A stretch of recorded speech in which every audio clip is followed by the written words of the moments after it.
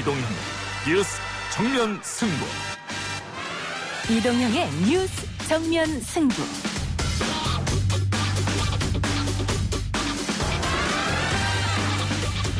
청취자 여러분 안녕하십니까, 이동형입니다. 신종 코로나 바이러스 감염증이 중국인 혐오 분위기로까지 번지고 있습니다. 들어보시죠. 우리 정부는 중국인 관광객을 즉각 입국 금지하라. 특히 바이러스가 박쥐에서 유래된 것으로 알려지자 일각에서는 중국 식문화에 대한 비난도 나오고 있는데요. 황교익 맛 칼럼니스트는 박쥐는 우리도 먹었다라고 주장했습니다. 잠시 후 만나보겠습니다. 사건이 진실을 밝혀드리는 것이 돌아가신 분들과 그리고 가족들이 그리고 이분들에게 조금이나마 속죄해드리는 것이라고 생각합니다. 칼 858기와 김현희 기억하십니까? 제13대 대통령 선거를 보름 정도 앞둔 1987년 11월이었죠. 서울로 향하던 칼 858기가 미얀마 상공에서 추락해 어딘가로 사라졌습니다. 그런데 그 동체로 추정되는 물체가 미얀마 앞바다에서 발견됐다고 합니다. 유족들은 기자회견을 열고 국가의 수색을 촉구했는데요. 이 사건을 추적해오고 있는 신성국 신부 2부에서 만나보겠습니다. 청년과 신혼부부의 수고로 인한 불안과 걱정을 해소하도록 하겠습니다. 청년들의 한숨소리를 줄여나갔으면 좋겠습니다. 검찰청법을 개정하여 검찰총장 임기를 현행 2년에서 대통령의 임기 5년보다 길게 6년으로 연장하겠습니다. 총선을 앞두고 각 당에서는 공약 발표가 이어지고 있는데요. 더불어민주당 공약 3호가 주토피아입니다. 청년, 신혼, 맞춤형 도시 조성과 주택 10만 호 공급을 발표했고요. 자유한국당에서는 검찰총장 임기를 6년으로 늘리는 공약을 발표했습니다. 두 청년 정치인들이 바라보는 시선 어떨까요? 4부에서 함께 하시죠. 1월 30일 목요일 이동경의 뉴스 정면 승부 시작합니다.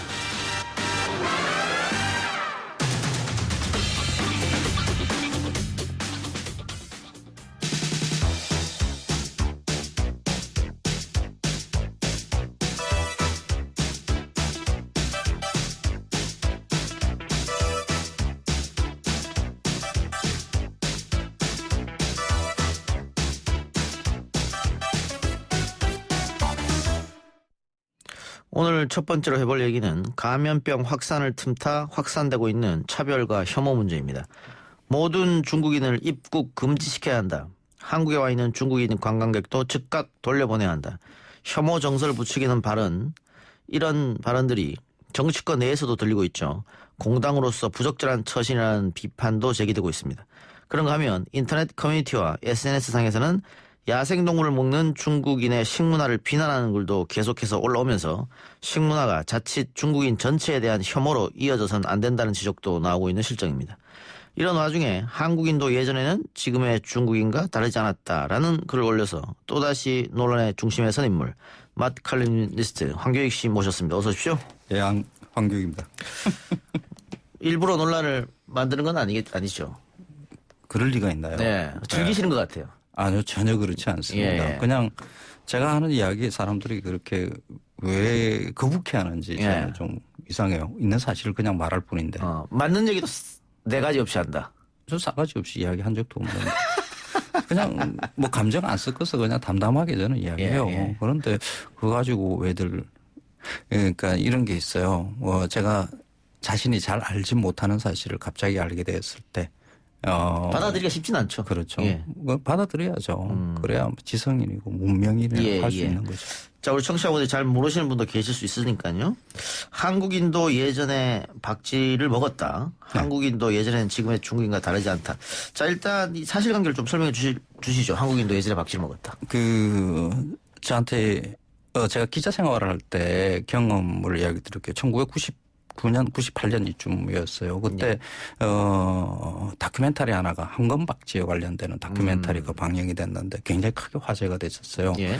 근데 그때 제 동료 기자가 취재를 가서 돌아와서 한 말이 기억에 남아요. 황금박쥐 서식지를 공개할 수 없대요. 왜요? 공개하면 사람들이 다 잡아먹는데요. 이때까지 우리의 그 박쥐들이 사라져 나간 이유 중에 하나가 잡아먹었기 때문이다. 된다라고 이야기를 한 적이 있어요. 그때 1999년 기사에 보면 그것도 그때 환경부의 사무관이 한약재로 이 박쥐를 남획하고 있다라는 말이 등장을 해요. 1999년은 이래요. 근데 그 기억이 문득 나기에 다시 예전 기사들을 검색을 해보니까 1979년에는 아예 그 박쥐 관련되는 한 박사님이 그 박쥐 좀 그만 잡아먹자. 너무 많이 잡아먹어서 멸종위기에 있다라는 말까지 이렇게 했었어요. 예. 의외로 박쥐를 약이 된다라고 생각을 하고 우리가 많이 먹었다라는 게 적어도 1999년 사실까지. 그게 뭐 우리가 먹을 게 없어서 잡아먹은 게 아니고 뭐 약이 된다고 생각을 한 먹으면 거죠. 몸에 좋다 뭐 이런 이야기가 퍼지면서 아마 남획을 하기 시작했겠네요. 그 자료를 뒤져보니까 독립보감에도 올려져 있더라고요. 박쥐가 건강에 아주 좋은 것으로 그렇게 올려져 있어요. 그런데 그 생각이 나서 그걸 쓰셨다고 했었는데 쓴 이유는 결국은 지금 이 신종 코로나 바이러스 사태로 인해서 중국인 또 중국 문화 혐오로까지 이어졌기 때문에 그럴 필요는 없지 않느냐 그걸로 쓴 것입니까? 그렇습니다.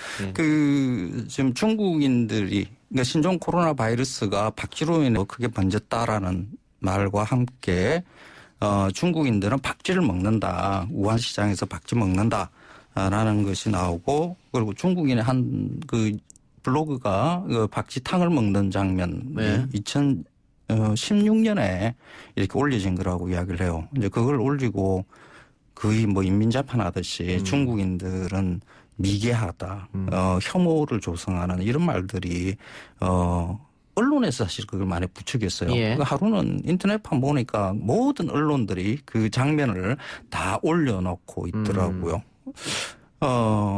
그 특정 국민이나 민족을 어떤 음식을 먹는다라고 해서 혐오하는 이런 일들은 이 지구상에 곳곳에 많이 존재를 하거든요. 뭐 제국주의 시대에 미개하다라고 그 식민지 이 사람들을 미개로 몰고 가기 위한 혐오를 붙이기 위한 방법 하나가 걔네들 먹는 음식을 두고 그 혐오를 붙이는 거거든요. 그런 방식이 지금 이 대한민국에서 버젓이 일어나고 있다라는 게 별로 제 입장에서는 그렇게 좋은 게 아니다라고 생각이 들었죠. 그러면 우리도 어땠는가 한번 보자. 우리도 얼마 전까지 박쥐 먹었다. 일상식으로 먹은 것은 아니에요. 중국 사람들도 그걸 박쥐를 일상식으로 먹는 것은 아닙니다. 아주 그러니까 어떻게 보면 그 눈에 잘 안 보이는 곳 뭐 이런 데서 이렇게 발견되는 음식이거든요. 그러니까 식문화를 미개하다고 보는 것 자체가 잘못됐고 혐오성 발언이다. 그러니까 외국에서 특히 서양에서 우리의 그 개고기 먹는 것을 또 그렇게 바라보는 거 있으니까요. 같은 맥락 아니냐. 그래서 이 두 개를 그러니까 이 현상을 뭐 이렇게 두 개의 방송으로 이렇게 비교해 보면 금방 드러나는데 그러니까 중국인 블로그가 그 박쥐탕을 먹은 게 2016년이에요. 그리고 그 중국에서 먹은 것도 아니고 팔라우라는 뭐 그 남태평양의 어느 섬에 가서 먹었대요. 그 영상을 가지고 와서 중국인들한테 혐오 감정을 붙여요. 그런데 그 시기에 그러니까 2016년도에 한국 방송사에서도 박쥐 먹는 모습을 보여줬어요. 그랬죠. SBS에 정글의 법칙. 거기에서 설현 씨가 나와서 박쥐 먹는 것을 보여줬거든요. 그러니까 같은 시기, 거의 같은 시기예요. 각각의 다른 어느 지역에서 거기도 중국도 아닌 지역, 다음에 우리는 한국도 아닌 지역 어디 가서 박쥐를 먹는 모습을 보여준 두 영상물이 존재를 하는데 그 중국인에 대해서는 미개하다 하는 그런 혐오의 감정을 붙이고 우리한테는 또 그렇지 않고 있다는 것. 이건 우리가 왜 어떤 시각으로 지금 중국인들을 대하고 있는가 하는 것이 그대로 드러나는 일이라고 봐야 되겠죠. 자, 황교익 맛칼럼니스트도 기자 출신이시니까요. 지금 이렇게 중국 또 중국인 혐오 또 과도한 불안감 조성 언론에서 앞장서서 하고 있거든요. 그렇죠. 예를 들면 조선일보 칼럼에서 보면 깔끔하게 포장된 육류 생선을 파는 서구식 대형마트가 중국에서는 이상하리만치 인기가 없다. 말도 안 되는 소리예요. 재래시장만 가도 눈을 뜬 닭, 오리는 기본이고 산, 뱀, 개구리도 손님을 기다린다. 중국 안 예. 가본 분이에요. 예. 이게 중국 가봤으면 그런 소리 안 해요. 근데 그 중국의 대형마트들이 얼마나 잘 돼 있는데 예. 우리나라보다 더 잘 돼 있어요. 지금 신종 바이러스 문제가 있고 이런데 오히려 언론에서 갈등이나 불안감 조성을 자제하게끔 해야 되는데 앞장서서 이렇게 혐오 발언 또 맞습니다. 불안감 조성한 이유는 어디 있다고 보세요?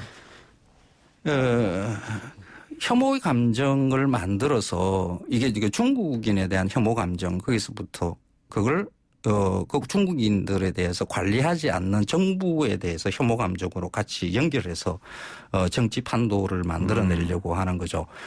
지금의 저 신종 코로나 바이러스 문제는 지금 안에 내부에서 지금 뭐 확진자가 4명밖에 없지 않습니까? 예, 예. 사망자도 없고요. 예. 이게 지금 뭐 자그마한 사건이죠. 어떻게 예. 보면. 근데 거기에 대한 불안은 어마어마한 우리 지금 뭐 핵포탄 하나 떨어진 것 같은 그런 정도의 불안감이 조성을 해놓고 있는 거죠.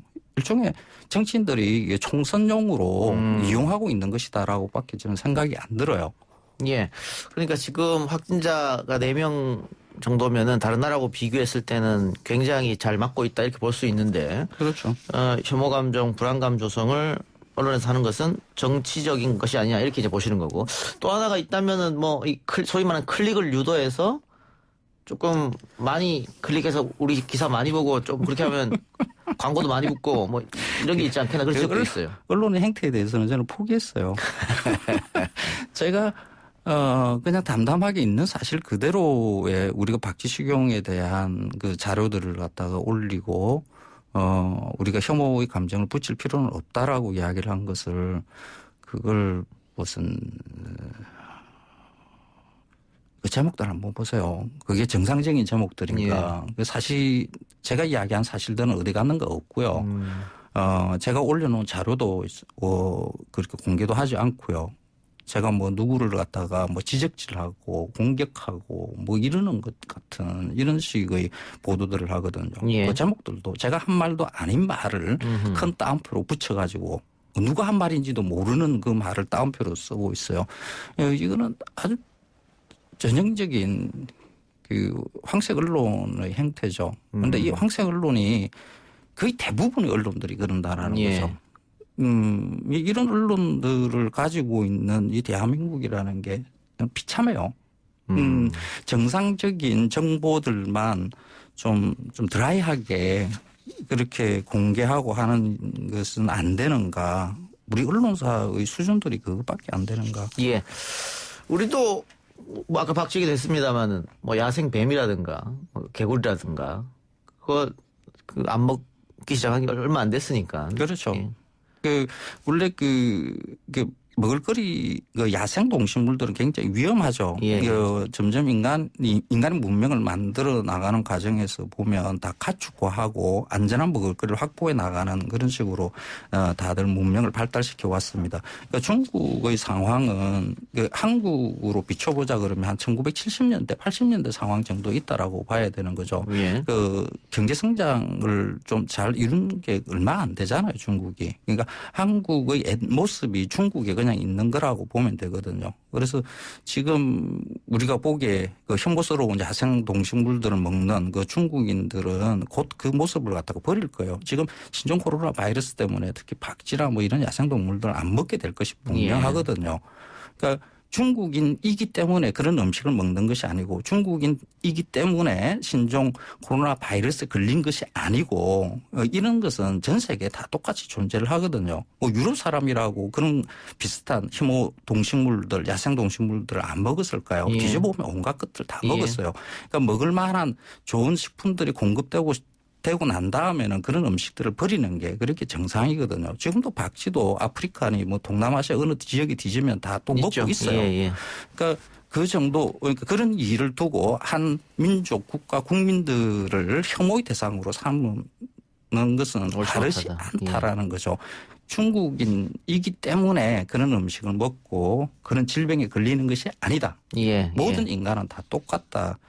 왜 똑같은 인간이라는 것을 우리는 찾고 있는지 모르겠어요. 알겠습니다. 뭐 입장 바꿔 생각하면 외국인들이 우리가 낙지 먹는 모습이나 그렇죠. 번데기 먹는 모습 보면 또 기겁을 하잖아요. 많이 놀라죠. 예. 그리고 그 중국의 그 혐오 음식들이 많이 있는 것들 그 여행 가서 많이 보셨을 거예요. 뭐 진해라든지 네. 튀겨서 이렇게 먹죠. 그거 가서 이렇게 물어보면 중국인들은 안 먹는데요. 그거 왜 먹어요? 먹을 거 많은데 누가 먹어요? 관광객들이. 그러니까 중국에는 온갖 것을 먹는데라는 것이 세계인들 머릿속에 이렇게 들어와 있어요. 뭐 비행기와 책상 빼고 다 먹는다라는 이야기를 하죠. 그러니까 그 관광객들이 중국에 가서 그런 혐오 음식들을 찾아다녀요. 먹어볼까 하는 거. 이제 그게 중국인들한테는 이미지를 많이 손상시키는 일이고 하니까 아마 지금 일도에서 그런 일들은 자꾸 없어질 거예요. 알겠습니다. 지금 또 이 신종 코로나 바이러스 같은 경우 이 명칭도 WHO에서도 이렇게 쓰라고 하고 있습니다만은 정치권에서부터 아니다 우한 폐렴이라고 써야 된다 이러면서 이 갈등을 오히려 조장하는 모습을 보이고 있으니까 좀 답답한 면이 없지 않아 있는데 황교익 씨가 어쨌든 이 혐오하면 안 된다. 어떻게 보면 인권의 문제이기도 하고요. 그렇습니다. 그래서 이거를 쓰셨기 때문에 마지막으로 정치권이나 언론에 하고 싶은 말씀 하시기 바랍니다. 이 혐오라는 것은 그 쌍방이 주고받는 감정이거든요. 우리가 중국인에 대해서 그리고 특정의 한국인에 대해서 차별과 혐오의 감정을 붙이면 그와 마찬가지로 똑같이 혐오와 차별의 감정이 자신에게로 돌아오게 됩니다. 우리가 중국인에 대해서 출국 금지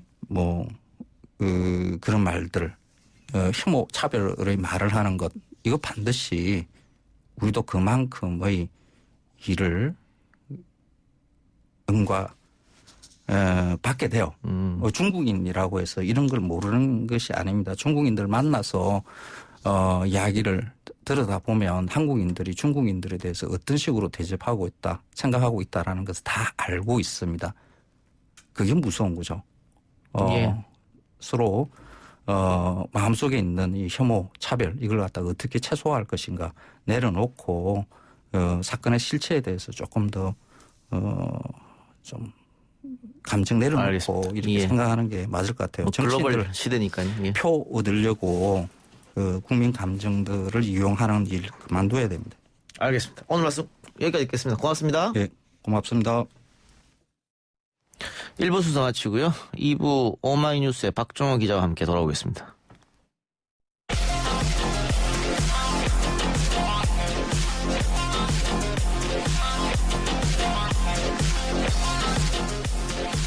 YTN 라디오 이동희 뉴스홈에서 2부 시작합니다. 오늘 나온 뉴스들을 언박싱해드리는 기자 언박싱. 오마이뉴스 박정호 기자 나왔습니다. 어서 오십시오. 네, 안녕하십니까. 중국 우한에 있는 우리 국민들이 탈 전색 일정이 지연됐습니다. 오늘 밤에 출발한다고 해요. 네, 그렇습니다. 오늘 밤 8시 45분에 출발할 예정인데요. 원래 오늘 오전 10시에 출발하겠지 않습니까? 많이 늦어졌습니다. 이 전세기는 우한에 발이 묶인 교민을 최대 360명까지 그러니까 귀국 희망자의 절반 정도를 태우고 내일 오전 귀환할 예정입니다. 원래 오늘 전세기 2대가 운행하면서 탑승객을 지그재그로 배치하겠다, 다이아몬드형을 배치하겠다라고 얘기를 했었는데 하지만 한 대로 줄어들면서 그럴 좌석 여유가 없어졌고요. 정부는 탑승객 전원에 의료진이 사용하는 N95 수준의 고강도 마스크를 다 착용하겠다 이렇게 설명을 했습니다. 추가 항공편에 대해서는 중국이 일단 첫 번째 전세기를 운영한 다음에 협의하자 이런 입장이라고 알려지고 있는데요. 정부에서는 2차, 3차 또 4차 전세기가 운영될 수 있도록 적극적으로 협의해 나갈 예정입니다. 한편 이 조은태 한진그룹 회장이 오늘 밤 떠나는 전세기의 동승하는 문제를 놓고 막판까지 고심하다가 탑승하겠다 이렇게 알려지고 있는데요. 조 회장은 승무원 안전 우려가 제기된 상황에서 이들의 자원을 높이 평가한 데 이어 이들을 격려하고 솔선수범하는 모습을 보이기 위해서 탑승을 결정했다라고 알려지고 있습니다. 이를 두고 재계 안팎에서는 오는 3월 사내이사 재선임에 걸린 주주총회를 앞두고 그룹 CEO로서 책임지는 모습을 보이면서 우호적인 여론을 만들기 위한 게 아니냐 이런 분석이 나오고 있고요. 하지만 일각에서는 전세기 내에서 조 회장의 역할이 특별히 없는데 민폐 아니냐 이런 지적도 나오고 있습니다. 예. 자, 지금 진영 행정안전부 장관이 아산에 있는 경찰인지 개발원 인근 주민들을 만나기 위해 말을 찾았다고 하는데 차관이 갔다가 옷이 찢겨지고 하는 네, 어젯밤에 그랬죠. 그런 일도 벌어졌습니다. 네. 이 장관이 간다고 설득이 될까요? 그래서 오늘도 항의를 초반에 많이 받는 모습을 보였는데요. 진영 장관이 양승조 충남도지사 또 오세현 아산시장과 함께 마을 회관 앞에 모습을 보이자 이 일부 주민이 달걀과 과자 등을 던지면서 거친 항의를 이어갔는데요. 중국 동포 아산시 수용 결정 결사 반대 이런 팻말을 들고 진 장관을 향해 욕설을 쏟아내는 주민들도 있었습니다. 아니요. 중국 동포가 아닌데. 그렇죠. 사실은 우리 한국 국적자들이지 않습니까? 그러니까 이게 참 가짜 뉴스나 가짜 정보가 얼마나 잘 퍼지고 있는지 이걸 좀 볼 수가 있는 상황인데요. 이 과정에서 이 달걀이 진 장관의 외투에 또 양승조 지사의 손에 각각 떨어져서 맞는 상황이 있었습니다. 주민 앞에 선 진 장관 호소를 했어요. 국가가 가지고 있는 연수원을 검토한 결과 경찰 인재 개발안을 결정이 됐다면서 주민들이 피해를 보지 않게 철저히 대책을 마련하겠다라고 말을 했고요. 근데 이게 공기 중으로 감염이 안 되는 건데. 그렇습니다. 그러면은 공항에서 내려서 차량으로 바로 이동하지 않습니까? 네. 그리고 14일 동안 격리가 되는 그렇습니다. 것이고. 이 정도 하면 지금 전 세계적으로 이 정도 하는 국가가 없거든요. 그럼에도 불구하고 불안하다 이런 주민들 입장은 그런가 보네요. 그러니까 사실 정부의 설명과 언론 보도를 보면 격리 생활하게 될 교민들 전혀 증상이 없는 분들이에요. 무증상자만 가는 겁니다. 그 주민과 접촉도 없을 테고. 그렇습니다. 네, 참 우한에서 항공편이 통제되지 않았다면 그냥 국내로 입국해서 본인 집에 가실 수 있는 분들이다. 이런 얘기도 정부가 했거든요. 그러니까 그만큼 걱정할 필요가 없다라고 강조하고 있는데요. 아직 주민들의 반발은 이어지고 있습니다. 일본 같은 경우에는 각자 집으로 돌려보내서 스스로 격리해라 이렇게 했다고 하는데 만일 우리 정부가 그런 입장 취하면 또 난리 날 거 아니겠습니까? 그렇습니다. 참 어떻게 해야 될지 모르겠네요. 예. 그러니까 우리 지금 속보가 하나 들어왔네요. 신종 코로나 확진자 2명이 추가로 발생했다는 소식입니다. 질병관리본부 중앙방역대책본부가 오늘 국내에서 신종 코로나 바이러스 감염 확진 환자가 추가로 2명 확인됐다고 밝혔는데 이렇게 되면 국내 확진자가 총 6명이 되는 거네요. 네, 6명이 됐고요. 이게 사실 좀 심각한 상황으로 갈 수도 있겠다라는 생각이 드는 게 국내에서 접촉자 가운데 발생한 거니까요. 이 지역사회에 어떻게 반응을 보일 수 있을 것인가 이게 좀 우려가 됩니다. 확진자가 4명 상태에서 3일 지나도록 확진자가 나오지 않았기 때문에 이게 잘 되면은 추가 확진자 없이 뭐 될 수 있지 않을까 이런 좀 핑크빛 전망을 해봤습니다만 다시 확진자가 나왔네요. 좀 안타까운 상황입니다. 예. 국회 이야기를 좀 해보죠. 자, 국회에서도 당연히 이제 신종 코로나 바이러스 관련 이야기가 나왔겠죠? 네. 그러니까 한국당의 입장이 강경합니다. 그러니까 이 신종 코로나 바이러스의 국내 확산을 원칙적으로 차단하려면 중국인의 한시적 입국 금지 같은 강력한 조치가 필요한데 정부가 중국 눈치를 보느라 이러지도 저러지도 못한다라고 주장을 했는데요. 그리고 한국당은 이런 얘기도 있어요. 정부가 공식 명칭을 신종 코로나 바이러스로 발표한 것에 대해서도 중국에 대한 저자세 외교라고 또 주장을 했습니다. 아니 전 세계 공통적 명칭인데 이걸 저자세라고 하면 어떡합니까? 조경태 최고는 이렇게 얘기했어요. 우한 폐렴을 우한 폐렴이라 말하지 못한다라는 얘기를 했는데 글쎄요. 또 혐오를 부추기는 그런 명칭이 될 수도 있는데요. 이렇게 주장을 했고요. 그 메르스 사태 때 그 중동 이외에 가장 많은 환자와 사망자가 발생한 곳이 대한민국이거든요. 네. 근데 그때 그렇다고 해서 일본이나 중국에서 한국인들 전면 금지라고 했으면 우리가 가만히 있었을까요? 그렇죠. 역지사지하면 생각할 수 있는 문제인데요. 한국당은 계속해서 이렇게 주장하고 있고요. 우한 폐렴 관련해서는 황교안 대표가 이 표현에 대해서 국민께서 그렇게 알고 있는 분이 많고 국민의 편한 표현을 쓰는 것이다. 이런 설명을 하기도 했습니다. 이에 대해 민주당에서는 당연히 비판했는데요. 한국당 일각에서 국민들의 공포와 혼란을 조장하고 외교적 문제로 비화할 수 있는 혐오 발언을 무분별하게 유포해서 대단히 유감이다라고 얘기하고 있고요. 이는 정부의 방역 역량을 심하게 훼손하고 있는 그런 상황이고 국제적인 의료공조 체제를 방해하는 매우 무책임하고 어리석은 행태라고 비판을 했습니다. 예. 이런 문제에 대해서는 여야가 있을 수가 없죠. 그렇습니다. 추상적인 문제인데 좀 안타깝습니다. 이것도 정쟁으로 흐른 것 같아서. 자, 다시 속보가 들어왔는데요. 확진자가 오늘 2명이 늘어나서 6명이 됐고요. 확진자 1명은 3번 환자와 접촉했던 사람이고 나머지 1명은 우한에서 입국한 사람입니다.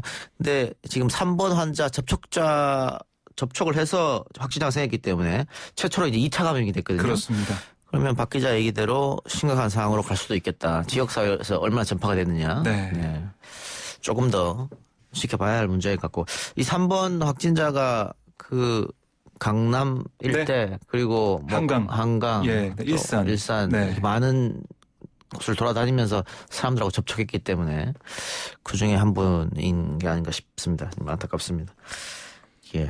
김진주당 의원이 경남 양산을에 출마한다고 했네요. 네, 다시 한번 지역주의의 십자가를 지겠다라는 말로 이 출마의 변을 밝혔는데요. 이 김두관 의원은 사실 김포갑 지역구 의원입니다. 네, 이번에 당의 요청을 받고 이게 경남 지역의 PK 지역에 가게 됐습니다. 이렇게 얘기했어요. 낙동강 전투의 승리만이 지역주의 극복을 위해 싸운 노무현 문재인 두 대통령님과 수많은 분의 희생을 헛되지 않게 하고 50년 민주화의 역사를 지키는 길이다라고 강조를 했고요. 그리고 지난 2012년이죠. 경남지사 중도 사태로 도민들의 비판을 받고 있다는 지적에 대해서는 조금이라도 속죄하려는 마음으로 경남 주요 현안과 관련해 적극적으로 심부름했다. 다시 돌아가는 것도 도민들에게 진 빚을 조금이나마 갚기 위한 결단이다라고 강조를 했습니다. 예. 이 민정수석 전 대통령 비서실장이 2018년 지방선거에 개입한 혐의로 검찰에 출석했는데 포토라인 앞에 섰네요. 그렇습니다. 공개된 포토라인에 서서 자신의 메시지를 내놨습니다. 이번 사건은 작년 11월 검찰총장 지시로 검찰 스스로 울산에서 1년 8개월을 덮어놓은 사건을 이처벌 때부터 이미 분명한 목적을 가지고 기획됐다. 이렇게 주장을 했어요. 그러면서 우리 검찰이 좀 더 반듯하고 단정했으면 좋겠다. 왜 손에서 물이 빠져나가는지 아프게 돌아봤으면 좋겠다. 모든 권력기관은 오직 국민을 위해서만 필요하다. 국민의 신뢰를 잃으면 모든 것을 잃는 것이다. 라고 지적을 했습니다. 그리고 검찰이 하는 업무는 특성상 한 사람의 인생 전부와 그 가족의 삶을 뿌리채 흔드는 일이다. 그렇기 때문에 검찰은 어떤 기관보다 신중하고 절제력 있게 남용함이 없이 그 권한을 행사해야 한다라고 강조하기도 했습니다. 예. 뭐 작심 발언인 것 같은데. 그렇습니다. 예. 결과는 뭐 재판으로 가면은 밝혀지겠죠. 네. 자, 대법원 전원합의체가 문화예술계 블랙리스트 사건으로 기소된 김기춘 전 대통령 비서실장과 조윤선 전 문화체육관광부 장관의 상고심에서 원심을 파기하고 사건을 서울 고법으로 돌려보냈습니다. 그렇습니다. 이게 심리 미진과 법리 오해 이걸 이유로 들었습니다. 그러니까 대법원은 이걸 보면 그 문화계 인사를 각종 정부 지원 대상에서 좀 직권을 남용해서 배제했다. 이걸 인정했어요. 직권남용 인정했는데 그런데 또 다른 범죄 성립 요건이죠. 의무 없는 일을 하게 한 것인지는 다시 따져봐야 한다라고 지적을 했어요. 그러니까 행정기관의 의사결정과 집행은 서로 간 협조를 거쳐 이뤄진 게 통상적인데 이런 관계에서 일방이 상대방의 요청을 청취하고 협조하는 등의 행위를 법령상 의무 없는 일로 단정할 수 없다는 게 대법원의 판단입니다. 그러니까 쉽게 얘기하면 직권남용 무죄 취지로 돌려보낸 거지 않습니까? 그렇습니다. 다시 재판을 하라. 네. 이 대법원 판결이기 때문에 그러면 이 판결로 인해서 조국 전 장관이나 양승태 대법원장 판결에 영향을 미칠 것이다. 다 직권남용으로 올라가 있거든요. 맞습니다. 저희 방송에서 몇 번 얘기했습니다만 직권남용을 검찰이 혐의로 입증하기는 상당히 어렵다. 어렵게 됐습니다. 다시 한번 대법원에서 판결을 해줬다 이렇게 보고요. 알겠습니다. 오늘 할 게 많아서 여기까지 했죠. 알겠습니다. 아쉽습니다. 예. 네. 수고했습니다. 고맙습니다. 네.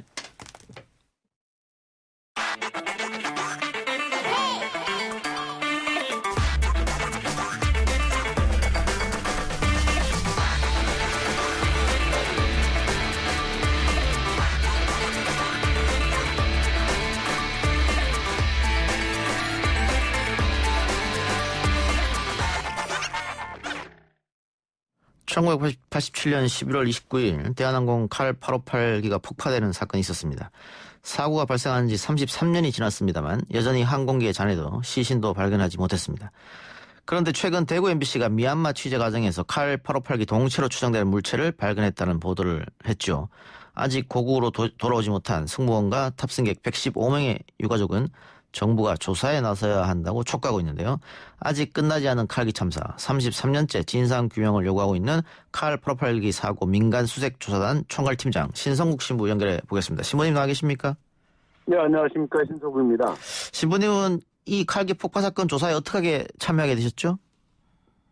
네, 제가 2003년도에 그 피해자 가족들이 저를 찾아와서 도와달라고 자기들이 여기 이 사건의 의혹 투성이인데 또 115명의 유해가 한 곳도 돌아오지 않았는데 정부로부터 그런 유해 수습 약속도 지켜지지 않아서 좀 저를 저에게 도와달라고 해서 제가 2003년부터 개입하기 시작했습니다.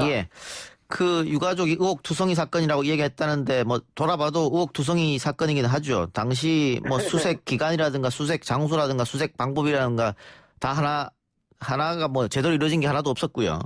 그렇죠. 또 그 칼기 범인이라고 알려진 김현희 씨 자국 국민이 100여 명이 사망했는 사건이었는데 그냥 풀려났단 말이죠. 그것도 의혹이 있고 여러 가지 의혹이 있고 동체가 발견되지 않았던 점도 의혹인데 이게 그렇죠. 지금 33년 만에 동체가 발견됐어요. 이게 어떤 의미일까요? 예, 이 의미는 첫 번째로는 정부의 그 수색이 없었다는 거. 예.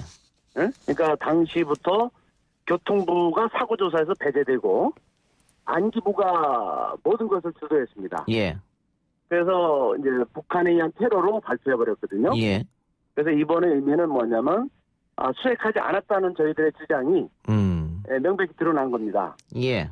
이게 수심 50m, 55m 정도라고 했는데요. 이번에 얼마든지 정부의 수색 의지가 있었다면 또 제대로 된 수색을 했다면 충분히 발견할 수 있었습니다. 예. 당시 안기부 발표는 수심이 깊고 상어가 많고 조류가 세고 뭐 이런 이유를 들었었는데 그게 아니라는 말씀인 것 같고요. 아니죠. 예. 네네. 이번에 또 발견된 동체가 미얀마 어부들이 발견했다고 하니까 우리 정부의 당시 정부의 의지가 있었다면 그때 충분히 발견했을 수 있을 것이다. 뭐 이렇게 보여지는데 지금 전문가들 얘기는 어떻습니까? 동체가 발견되면 그 동체 절단된 면적으로 어떻게 무슨 이유로 폭파된지 알 수 있다 이런 얘기가 있던데 맞습니까? 맞습니다. 예, 동체 형체를 보고 어디서 어느 위치에서 폭파됐는지 충분히 알 수 있고 그다음에 폭파됐다면 그 금속 속에 그 금속의 화학 분석을 해보면은 금방 그것이 어떤 폭발로 드러날 수 있답니다. 예. 그러니까 동체의 형체를 보면 모든 것을 알 수 있다고 하니까. 예. 하루빨리 정부는 이 조사에 나서야 됩니다. 예, 그러니까요. 특히 33년 동안 묻혀졌던 진실이 동체를 끌어올리면 알 수 있을 텐데 이거는 뭐 민간인이 할 수는 없는 문제고요. 그렇죠. 정부 당국이 미얀마 당국과 협조 요청을 해서 이제 끌어올려야 되는데 지금 우리 정부는 어떤 이야기를 하고 있습니까? 글쎄 그동안 제가 이 17년 동안 하면서 정부가 너무 이원적이고 또 관료들이 너무 무책임하게 이 저희들의 요구를 다 폭살했습니다. 이번에 대구 MBC가 현장에 가서 사고 현장에 가서 이 영상으로 동체 수색을 한 걸 보고 이제 비로소 정부가 저에게 연락이 오기 시작했어요. 어떤 대책을 마련하는지 저도 모릅니다. 그 정부에 대한 불신이 그동안 너무 컸습니다. 지금이라도 나서줘야 됩니다. 그럼 관계부처가 국토부가 되는 겁니까? 글쎄 저는 국토부가 제가 국토부에 3년 내내 동체 수색을 요구했지만 국토부에는 계속 이거는 테러 사건이니까 국정원에 넘겼어요. 그래서 국토부에 대한 불신이 너무 큽니다. 그래서 청와대가 직접 저는 컨트롤 타워가 돼야 된다고 봅니다. 그 연락이 정부로부터 왔다고 하는데 정부 어느 당국으로부터 연락을 받으셨습니까? 그래서 제가 이 자리에서는 아직 말씀 못 드리겠습니다만. 아주 중요한 곳에서 오긴 왔습니다. 일단 대책을 세워야죠. 아니 그러니까 뭐 빨리 끌어올리는 게 가장 중요할 것 같아서. 맞습니다. 이게 시간을 끌면 안 되는 문제 아니겠습니까? 맞습니다. 그래서 그 정부는 이번에 대구 MC가 그 동체 잔해를 확인하고 왔으니까 대구에서 이게 칼기 동체인지 그 로고나 엠블런을 반드시 확인해야 됩니다. 가서 그 현장에 빨리 급파를 해야 됩니다. 그러니까 뭐 우리 정부 발표대로 북한의 테러든 아니든 진실을 밝히는 게 중요한 거니까요. 또 북한에서는 아직 부인하고 있기 때문에 이 진실을 동체를 끌어올려서 진실을 밝히는 것도 중요하겠죠. 그럼요. 더군다나 제일 중요한 것은 유해입니다. 또 115명의 유해가 한구도 돌아오지 않았거든요. 그래서 그 유족들에게 그 유해를 돌려주는 것도 국가의 책임 아닙니까? 동체가 발견됐다는 소식을 듣고 유족들은 어떤 반응을 보였습니까? 유족들은 경악했습니다. 이게 그 망망대해에서 그 동체를 발견하는 것은 쉽지 않거든요. 더군다나 민간인들에 의해서. 그거를 하는 걸 보고 꿈인지 생신지 모르겠다. 이제 그렇게 33년을 기다려온 동체를 발견 소식을 듣고 모두가 놀랬고 또 하늘이 도와줬다는 얘기도 많이 합니다. 예. 너무나 대단한 성과였죠. 그 대구 MBC는 이 중요한 정보를 어디서 입수했습니까? 뭐 우연한 기회에 봤다 이런 얘기도 있던데. 아닙니다. 예. 제가 작년 4월부터 꾸준히 미얀마를 가서 사고 좌표를 예. 구하기 위해서 노력을 했습니다. 아하. 그리고 제가 기본적인 정보를 대구 MBC에 많이 넘겨줬습니다. 예. 그걸 바탕으로 이번에 또 더 추가로 좌표를 얻어서 갔다 온 것 같습니다. 예. 이 정부가 해야 할 일을 민간에서 했기 때문에 예. 늦게라도 정부가 빨리 조사위원회를 꾸려서 미얀마로 그렇죠. 팀을 파견해야 된다 이런 생각 들고요. 맞습니다. 예. 마지막으로 신부님 정부나 유족들이나 하시고 싶은 이야기 있으면 하시기 바랍니다. 예. 끝으로 제가 하고 싶은 얘기는 국가가 무엇인가 저는 물었습니다. 예. 국가는 국민의 생명과 재산을 지키는 거 아닙니까? 예. 미얀마 안다만에 아직도 돌아오지 못한 115명의 우리 대한민국 사람들을 국가는 빨리 가서 수습해서 그 가족들 품으로 돌려드려야 됩니다. 이것이 국가의 존재 이유입니다. 예. 저는 그렇게 말씀드리고 싶습니다. 예.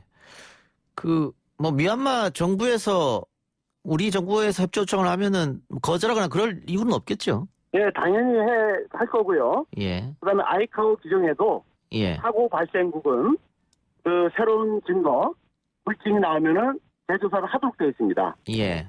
그래서 미얀마 정부는 아이카오 규정에 따라서 아마 매뉴얼에 따라서 이행을 할 거라고 봅니다. 알겠습니다. 신부님 오늘 말씀 고맙습니다.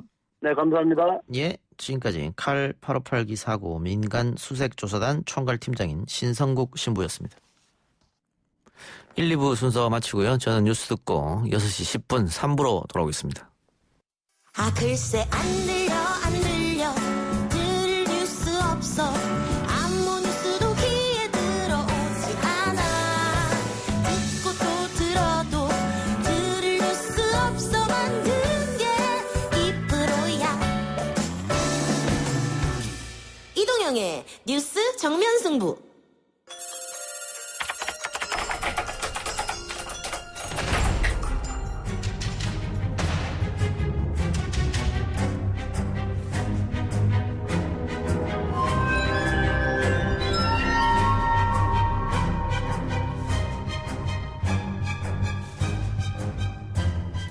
YTN 라디오 이동희 뉴스 정면 승부 3부 시작하겠습니다. 오늘부터 새롭게 시작하는 코너입니다. 사건 엑스파일. 이 코너 함께할 분 시사인 정의상 기자 나왔습니다. 어서 오십시오. 네, 안녕하십니까. 예. 마이크 쪽으로 조금만 더 이쪽으로 오십시오. 예. 고맙습니다. 자, 우리 정의상 기자는 탐사보도 전문 기자로 권력형 사건을 주로 취재해 왔는데 대표적 어떤 사건들이 있었죠? 탐사보도라면 한 30여 년 재선에서 나왔습니다만 예. 국지관 것들이 하면 다루자면 어떤 한국 현대사의 비극, 은폐된 비극, 네. 그러니까 한국전쟁 전에 민간인 낙살 사건들이라든지 그건 한 30년 동안 추적을 해왔고요. 판문점 김문중이 사건을 포함한 군대 의문사, 예. 그다음에 친일파 재산 찾기 문제라든지, 그다음에 조이팔 주수도 등 단군 일의 최대 사기 사건이라고 불리는 다단계 사기 사건 이런 사건들을 주로 오랫동안 추적 취재했었죠. 그러다 보니까는 소송이 불가피하게 많이 겪었다고요. 그렇죠. 어쨌든 탐사보도 분야에서 큰 특정지에 큰 소송 따른다는 말이 있듯이 이제 파문이 클수록 대개는 그런 탐사보도의 대상이 되는 어느 진실을 가리고자 하는 세력들 아니겠습니까? 권력자가 됐든 그런 세력이 됐든 권력기관이나 권력자든 그런 세력들이 그거를 이제 막기 위해서는 바로 이제 소송으로 보통 대응을 하니까 수많은 소송들. 네. 알겠습니다. 오늘 어떤 이야기 해주실 겁니까? 오늘 여기 보니까 이제 제가 취재했던 내용 중에서 그리고 이제 몇 달 전에 제가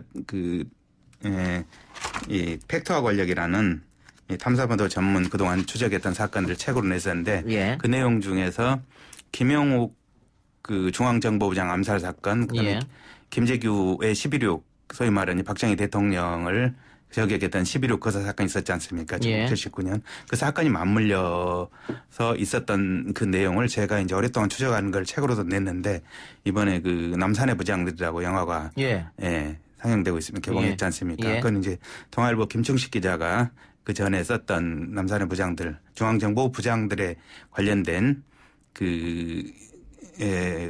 다큐멘터리 보도가 있었는데 그 책으로 이제 압축한 그거를 이제 모티브로 해서 그 책을 배경으로 해서 짤막한 영화로 만들어냈던 이제 그 영화였는데 영화가 지금 뭐 어쨌든 시중에 상영되면서 다른 반향이 크기 때문에 그 주제를 좀 얘기를 하시죠. 그럼 김영욱 암살 사건 관계된 것인데 언제부터 취재하기 시작했습니까? 이 사건은? 제가 김영욱 암살 사건보다 김재규 중앙정보부장이 왜 자신의 어떻게 보면 모시던 상급자이자 대통령인 그 박정희 대통령을 쏘았을까 하는 데 대해서 이제 오래전부터 천착을 하면서 관심을 갖고 취재를 했었는데요. 벌써 30년 가까이 되죠. 1992년 3년경에 그때 당시에 이제 뭐 천연 기자 시절이었습니다만은 그때 김재규 그 중앙정보부장 사형당한 뒤지만은 주변의 가족들이라든지 그다음에 그때 당시 중앙정보부에 김재규 부장 같이 근무했던 인물들이라든지 그다음에 중앙정보부에서 중앙정보부 하면 1970년대 유신 시대에 그 민주화운동 세력이라든지 재야 인사들이라든지 학생 또 노동운동 세력들을 감시 탄압하고 이렇게 고문하고 이렇게 끌어다가 여러 가지로 인권유린을 했던 기관 아닙니까? 참 무시무시한 어둠의 산실 중앙정보부장이 그 기관의 책임 중앙정보부장이 왜 대통령을 제거를 하면서 민주주의를 위해서 그렇다고 그랬을까? 정말 그것은 자유민주주의 회복을 위해서 한 거사가 맞을까라는 것에 대해서 검증할 필요가 있다 해서 당시 취재를 시작했고 여러 차례 취재를 했었습니다. 취재가 뭐 쉽지는 않았을 겁니다. 이게 중정 안기부 뭐 자료를 당연히 내주지 않았을 테고 관련자들은 거의 다 사망했고 말이죠. 그렇죠. 그런데 우리 정 기자님이 2005년 4월인가요? 보도한 기사 내가 김영욱을 양계장 파쇄기에 넣어 암살했다. 이 기사가 상당한 반향을 불러일으켰는데 그 본인이 직접 김영욱을 처리했다라고 주장한 정보원, 당신 공작원이었겠네요. 공작원이 어떻게 만나게 될 겁니까? 정 기자를 찾아왔습니까?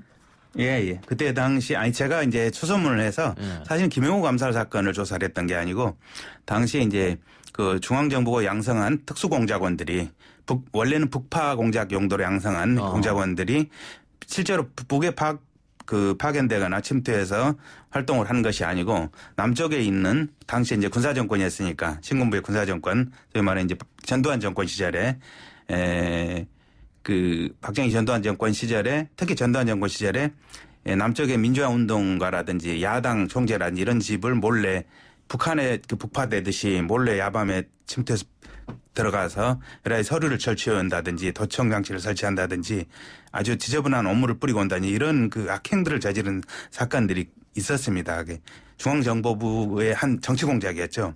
그때 많은 그 실종된 사건들이 있었거든요. 민주화운동 진영에서 소위 말하는 이제 그 학생운동이나 이런 그 학생운동가들 실종되거나 뭐 대표적인 이내창 씨 사건이라든지 여러 가지 사건이 있었는데 그 사람들이 지금까지 지금 생사불명이고 소식을 모르고 있지 않습니까? 근데 그 사람들이 중앙정부 양성특수공작원들이 그런 사람들이 실종에 관련돼 있다는 이제 제보를 받고서 그 관련돼 있다고 추정되고 또는 지목되는 인사들을 제가 이제 추적해서 만나기 시작한 거죠. 그분들 가운데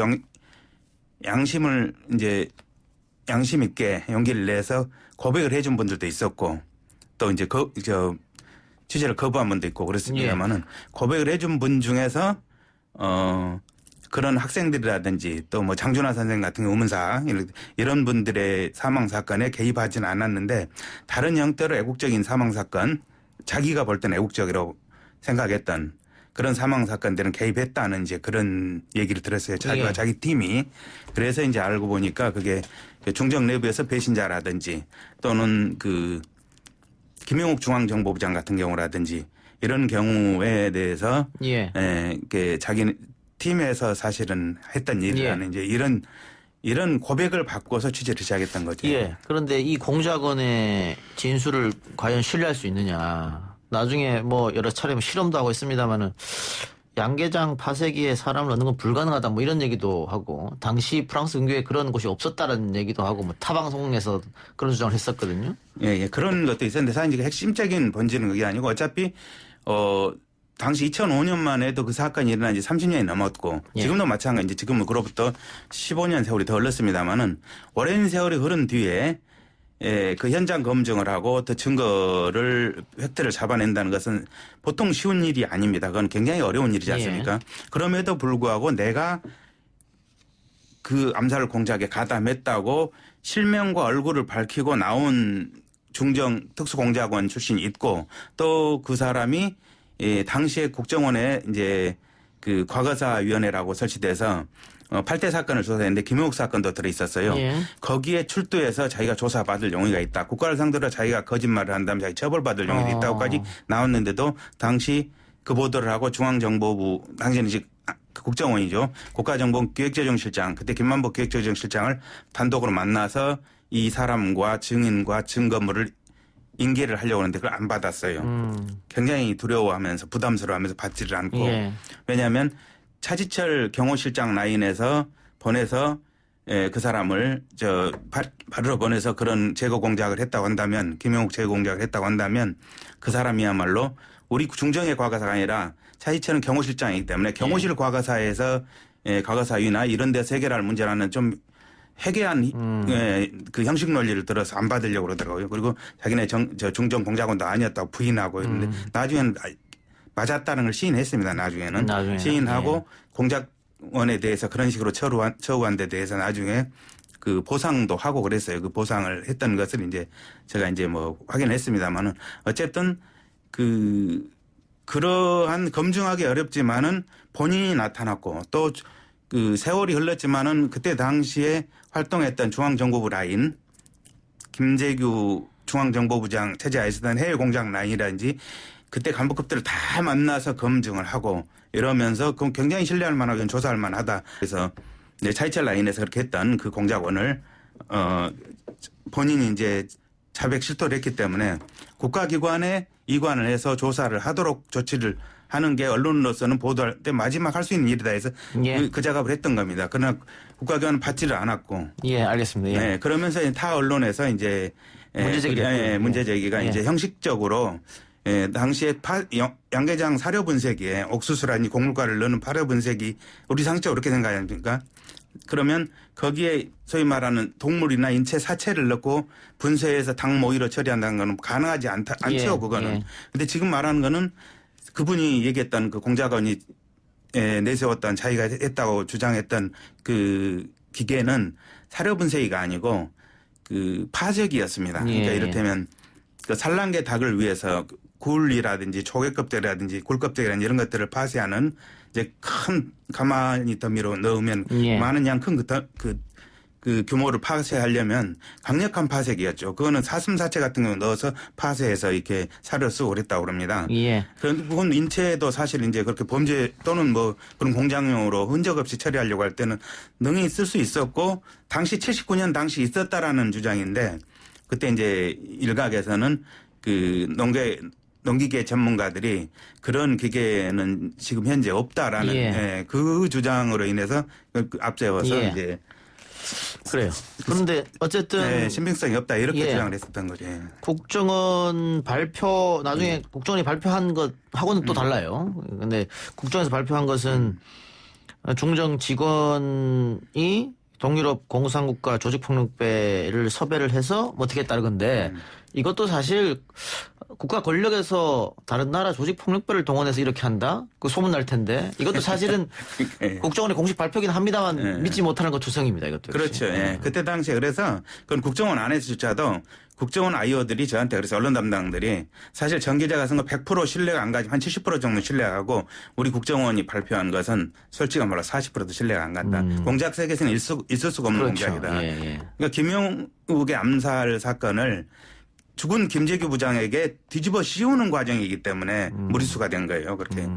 사실 그 치밀한 공작은 그때 유신 말기에 중앙정보부의 실질적인 그 지도력 리더십을 장악하고 있었던 거는 11.6.15로 점점 시간이 접근해 갈수록 김재규는 실권을 잃고 차이철 라인에서 국회 정치권 아이오라든지 언론 사회각계 그다음에 해외까지도 자기가 그러니까 차지철 경호실장 라인에서 지금 주도를 했던 시기거든요. 예. 그래서 이 천보산 조용박이라는 공장명 천보산 조용박 씨 본인이 양계장 암살을 주장했던 자기 팀이 했다고 주장했던 그 사람도 청와대에 들어가서 박 대통령을 만났고 그건 차지철 라인에서 주선을 해줘서 만나서 특수임무를 받고 가서 이스라엘을 거쳐서 들어가서 지중해 거쳐서 지브롤터 해협을 해서 도버 해협을 해서 벨기에로 해서 프랑스로 들어가는 굉장히 특수한 공장 루트로 들어가서 여배우의 유인까지 이제 도움을 받았고 그건 중앙정보부의 다른 라인에서 도움을 받았죠. 그 파리 현지에 있는 파리 현지 대사관에 나가 있는 우리 중앙정보부 파견 요원들 이상열 공사 그쪽 라인의 도움을 받아서 이렇게 처리를 했다는 것을 생생하게 증언하고 그게 발각될 경우 외교적으로 엄청난 문제가 되기 때문에 흔적 없이 처리하는 것 때문에 고민이 많았는데 처음에는 염산공장과 그다음에 이제 양계장 분쇄기 두 가지를 가지고 고민하고 도상 연습을 하다가 염산공장은 발각될 염려가 컸기 때문에 도시 외곽에 있고 사람이 인적이 드문 그리고 관리인 하나 정도 화이트하퍼 가게 이제 관리자가 있는 양계장 하나를 골라서 도상 연습해서 처리했다는 그 사람의 주장이 과연 소설이라면 이것도 검증하자. 그 사람이 거짓말을 한다면 거짓말 탐지까지 포함해서 검증을 하자라는 게 이제 저희는 입장은 그랬고 취재 과정에서 6개월 동안 지점에서 믿을만 하다라고 판단했기 때문에 이제 국가적 공개 검증을 이제 주장을 하면서 보도를 했던 건데 파문이 컸죠. 파문이 큰 만큼 방향이 다른 결론이 나오기 위해서는 국정원에서는 엉뚱한 이제 그런 것들을 했었죠. 공작을 해. 어쨌든 정의상 기자가 쓴 그 논리 하나가 있고 국정원에서 발표한 논리가 있고 뭐 또 다른 사람들이 증언하는 루트가 있고 뭐 4가지 정도 됩니다. 그래서 아직도 정확한 지시를 모르는 상황인데 다만 안타까운 것은 아까 잠깐 언급했던 파리공사죠. 이상열 공사. 이상열 공사는 이 모든 지시를 알고 있지 않겠느냐. 왜냐하면 그 전에 다른 사건에 관계된 모든 사람들이 상황이기 때문에. 근데 이상열 공사를 어떻게 만나보셨습니까? 제가 이제 이상열 공사는 그때 했고 이상열 공사의 를 지휘했던 상급자를 만났습니다. 이상열 그러니까 그 파리 대사관에 주파리 한국 대사관에 국정원에 당시 파견한 사람이 이상열 공사 그 사람을 파견한 상급자는 그 김재규 중앙정보부장 체제에서 해외 정보 공작을 총괄했던 사람이 이제 김관본 해외정보국장이었어요. 김관공 정보국장을 이제 접촉을 했죠. 그분이 의미심장한 얘기를 하더라고요. 그러니까 그 파리 주재 해외정보공작부 파견한 자기 부하 이상열 공사는 11.6 사건이 나자마자 들어와서 차지철은 죽었죠, 이제. 전두환 라인에서 전두환으로부터 굉장히 그 이후에 융숭한 접대를 받고 훈장까지 받더라.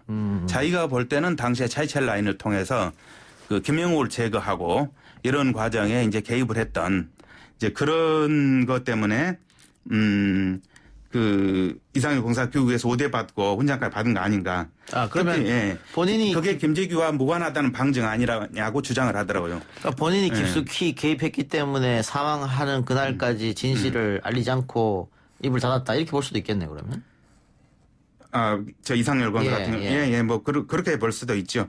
그리고 이제 그 이후에 그 당시 전두환 합동수사본과 김재규 11.6 거사를 일으킨 김재규와 그 밑에서 일했던 부하들의 비위를 털기 위해서 온갖 조사를 다 했을 거 아닙니까? 김재규는 이렇게 나쁜 사람이라는 것을 잡으려고 우선적으로 재산 조사를 했고 비위를 탈탈 털었지만 아무런 그 유효한 증거가 흠이 별로 나오지 않기 때문에 김재규를 힘을 잡기 위해서는 이 김영욱 제거 공작을 지휘했다는 사실 하나만 밝혀내더라도 굉장히 김재규에 대해서 그 도덕성이나 여러 가지 그 각하를 제거하고 쏠 이 부장 정도면 이런 나쁜 짓도 또 했다. 인명살상을 파리까지 가서 했다라는 그런 것을 내세워서라도 김재규를 평가를 저하시킬 수 있는 그때 전두환에게는 그게 필생의 이제 숙제였기 때문에 빨리 그러니까 김재규를 그런 명분을 해서 여론에서 고립시키고 사형을 시키고 그걸 기화로 해서 자기가 자기 정권을 잡으려고 하는 그런 입장이 있었기 때문에 큰 먹잇감이 되었을 것인데 그런 점에서 볼지라도 이 김재규와 연관시키지를 못했습니다. 이 사건에 대해서. 그리고 대신 그 연루된 소위 파리 이상열 공사는 들어와서 훈장도 받고 여러 승승장구 어쨌든 김재규 부하였음에도 불구하고 김재규로부터는 김재규 그 조사에서는 배제돼서 우대를 받는 아주 예외적인 인물이 됩니다. 그래서 그 상급자였던 아까 말씀드린 그 김관봉 해외정보국장이 제가 취재할 때 그 얘기를 하더라고요.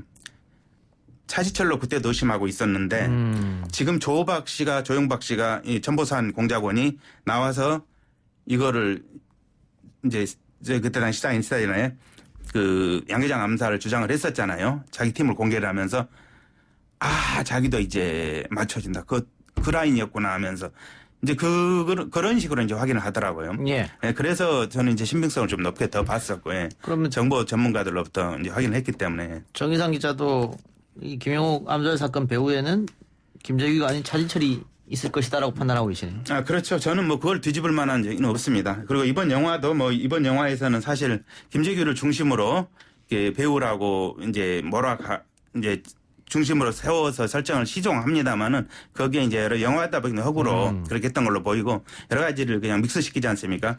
양계장 그때 파쇄기였다.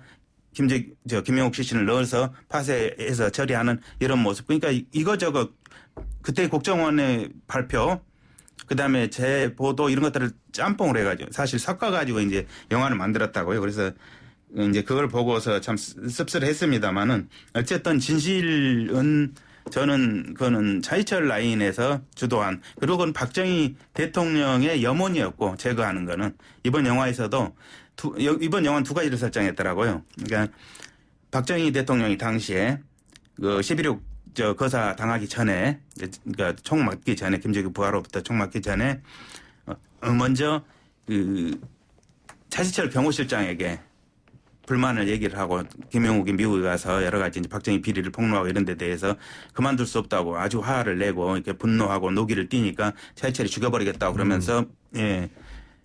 각하의 명대로 받들고 죽이겠다고 하면서 이제 그 당시 도청 전문가를 통해서 예.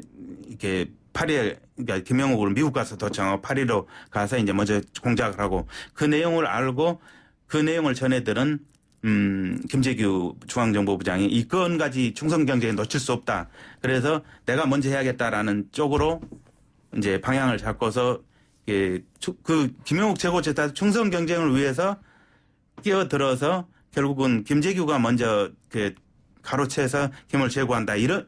김영욱을 제거한다. 파리에서 이런 구도로 영화를 설정을 했더라고요. 예. 어쨌든 박정희 대통령이 당시에 김재규에게도 부실장을 불러서 얘기합니다. 영화상으로는.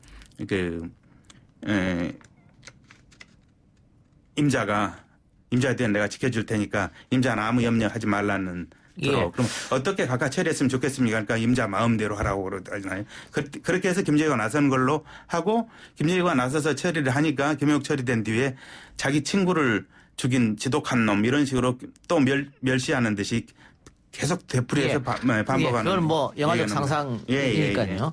그 취재 결론은 어떻습니까? 그 당시에 뭐 차지철 라인이든 김재규 라인이든 누군가 했을 텐데 마지막 재가는 박 대통령이 재가가 있었을 것이다 이렇게 보십니까? 아니면 정말 충성 경쟁으로 자기들이 박 대통령 재가 없이 했을까요?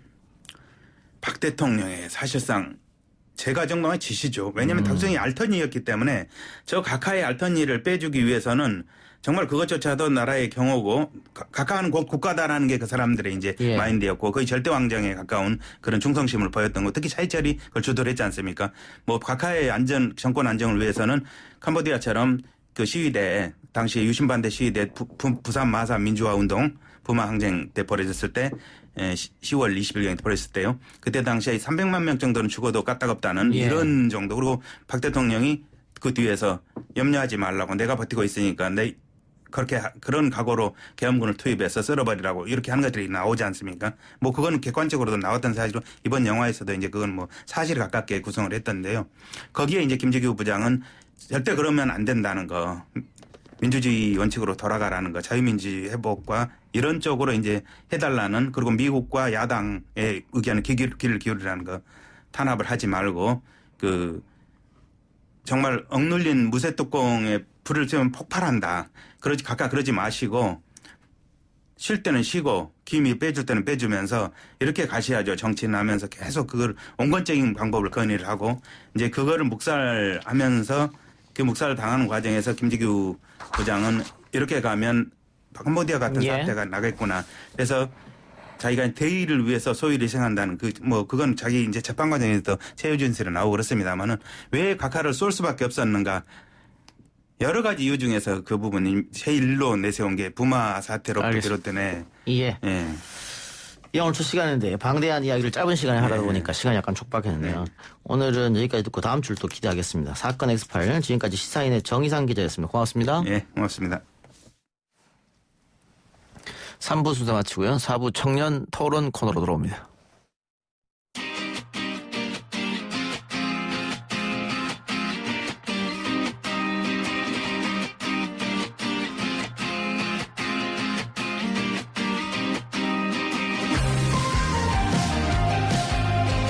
YTN 라디오 이동희 뉴스 정면승부 4부 시작합니다.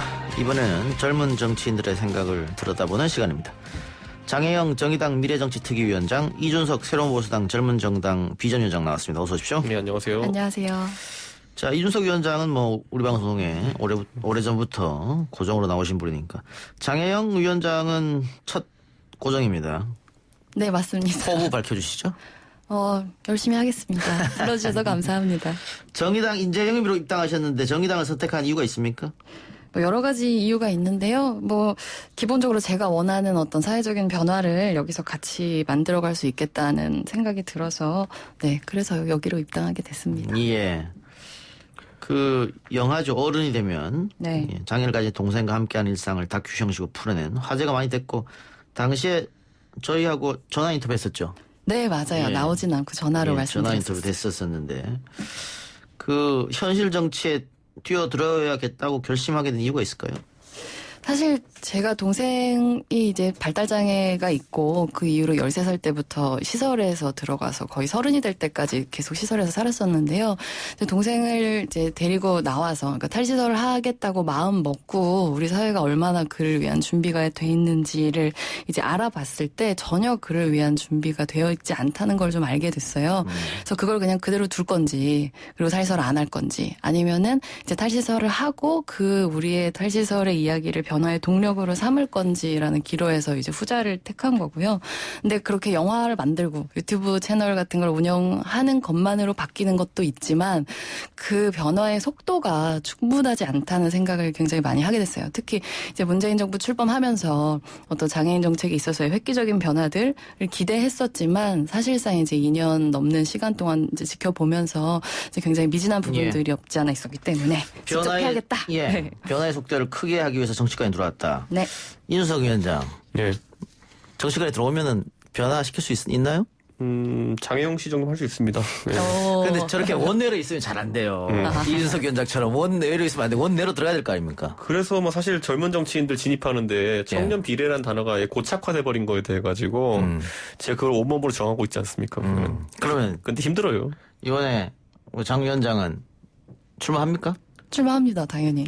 비례로? 네. 비례로. 네. 그래요. 비례 받는 것도 순번을 어떻게 저희 당은 사실 공천이 아니라 비례도 다 경선을 하기 때문에 다른 당들하고는 좀 차이가 있다고 생각하고요. 이번에 청년들끼리 이제 비례를 놓고 굉장히 각축을 벌이게 될 텐데 그 과정에서 이제 당에서 이제 성장해온 청년들이 사실은 저 빼고 다 그래요.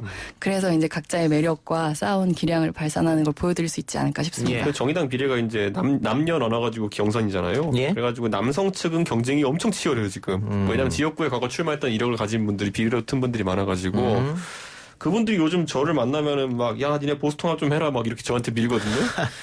그래야 이제 새로운 보수당이 비례 경쟁에서 빠진다라고 생각하는 것 같은데 사실 이번에 새로운 보수당도 젊은 비례대표 후보들 많이 공천하겠다는 것을 지금 내일 아마 구체안이 발표될 겁니다. 이준석 위원장은 SNS 보니까는 악수를 너무 많이 해서 뭐 손이 부었다 이런 사진 올렸던데. 그거 이제 악수하고 다니면 예전에 박근혜 대통령이 막 여기 붕대 감고 나오는 게 있었잖아요. 그게 박 대통령이라서 기사가 된 거지 후보들은 사실 많이 겪는 그런 상황들입니다. 왜냐하면 이게 있어요. 악수를 또 살짝 하고 가면요. 뭐 이렇게 힘이 없어 이러면서 막 혼내는 분도 있고. 맞아. 네, 그런 그래가지고 거의 악수가 꽉수라 그러죠. 이제 꽉수하는 분들 있습니다. 예. 그래서 사람들 많이 만나고 다니고 있습니까? 지역구 주민들? 저도 이제 지역구에 3번째 출마하는 거다 보니 이제 좀 동네 활동하시는 분들 거의 다 알죠. 예, 그렇기 때문에 뭐 선거 얘기하기는 그렇고 어쨌든 이번에 제가 느끼는 바로는 정치 세대 교체는 필요하다라는 공감대 자체는 조금씩 생기고 있는 것 같습니다. 알겠습니다. 자, 본격적으로 이야기해보죠. 뭐 이준석 위원장이나 우리 장혜영 위원장이나 다 청년 인재로 영입된 케이스인데 최근 더불어민주당 원종건 씨 논란 어떻게 보고 계십니까? 제가 여기에 대해 가지고 뭐 저라도 원종건 씨를 뭐 사전 검증 곤란해지지 못했을 것이다라는 취지로 이야기했더니만은 뭐 이준석이 보수 대통합 안 돼가지고 민주당 넘어가려는 같은 이런 희한한 시나리오 쓰시는 분들이 있던데 저는 민주당 절대 안 가요. 정의당도 안 가고요. 그러니까 저는 그러니까 이 고생하고 있는 건데 사실 우리가 봐야 될 게 그 검증이라는 단어가 사실 얼마나 무의미한 건지 제가 말씀드리면요. 꼭 이건 청년인재뿐만 아니라 국회의원 선거구가 이제 253개잖아요. 그런데 거기에 있어서 보통 한 당에서 2-3명의 예비후보가 경쟁한다고 하면은 적어도 한 600-700명의 인재를 검증해야 돼요. 선거에 대본낼 때. 근데 그게 공천관리위원회, 공천심사위원회라는 것이 보통 열흘 남짓한 기간 정도 예비심사할 기간이 있는데 아니 어떻게 한 사람이 살아온 인생을 700명 정도 되는 사람을 열흘 남짓한 기간에 제대로 평가할 수 있겠습니까? 할 수 있다는 것도 웃긴 거고요. 그러니까 저는 이런 것들은 많이 발생하는 그런 상황들인데 어떻게 그 사후 처리를 하느냐가 결국 이제 국민들의 관심사가 아닐까 싶습니다. 사후 처리는 잘했다고 봅니까 민주당이? 저는 원종건 씨 개인이 했던 답변은 어쨌든 좀 굉장히 불만족스러울 수 있는 부분이 있었겠다. 그 피해자분이나 이런 분에게는 그런 생각이 들고. 근데 민주당에서 뭐 어쨌든 그 전날 저녁에 터진 일을 그 다음날 아침에 처리했다라는 거는 뭐 그 이상 빠르게 하라고 하면 전 또 어떻게 더 빠르게 할 수 있는지 잘 모르겠습니다. 그렇기 때문에 거기에 대해서는 제가 뭐 박한 평가를 하기는 어려울 것으로 봅니다. 제가 근데 사실 그 열흘 안에 뭔가 이걸 검증할 수 있겠냐라고 얘기하는 거는 마치 이제 선거를 목전에 두고 나서야 사람을 찾아 나서 검증을 한다는 전제하에 그렇게 얘기를 하는 것 같고요. 사실 정당이 해야 되는 일상적인 기능 중에 하나가 좋은 정치인들을 발굴하고 또 육성하는 역할이 있다고 생각하기 때문에 전 분명히 사전에 어떤 분위기를 가지고 어떤 기풍을 가지고 사람들을 검증해내느냐에 따라서 충분히 훨씬 더 예방 가능했었다고 봅니다. 정의당에서 인재영입 검증이 미흡했던 점 인정하고 사과해야 된다 이런 입장을 내놨는데 이준석 위원장 말처럼 이게 굉장히 사적인 영역인데 이걸 어떻게 검증을 하느냐 입증을 하느냐. 그렇죠. 물론 그것을 어떻게 자료를 가지고 뭐 객관적으로 검증할 수 있는 방법이 뭐냐고 한다면 어렵다고 얘기를 할 수 있겠지만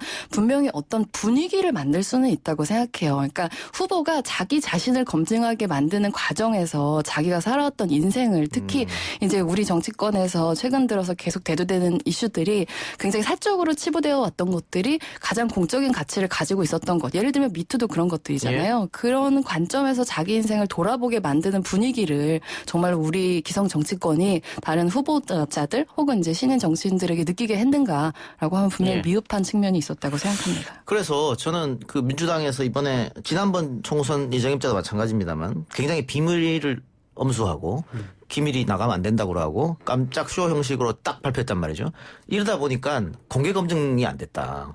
누구를 뭐 미리 이렇게 하겠다 하면 사실 이런 일이 또 나올 수도 있잖아요. 인터넷으로. 그런 작용이 없어가지고.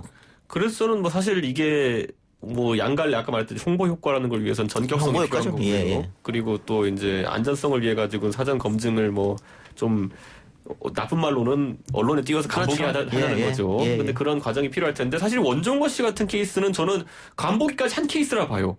인재 영입 발표한 건 한 달이 넘었잖아요. 근데 최근에 그저껜가 원종건 씨가 지역구 출마를 선언했어요.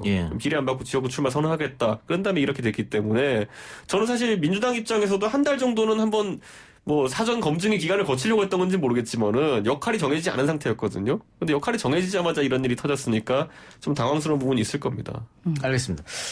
장혜영 위원장이 방금 뭐 미투 이렇게 이야기해줬고 언론에서도 원정건 미투, 야당에서 민주당을 공격하면서도 더불어 미투당 이렇게 이야기하고 있는데 이 사건이 과연 미투 사건이라고 할 수 있겠느냐.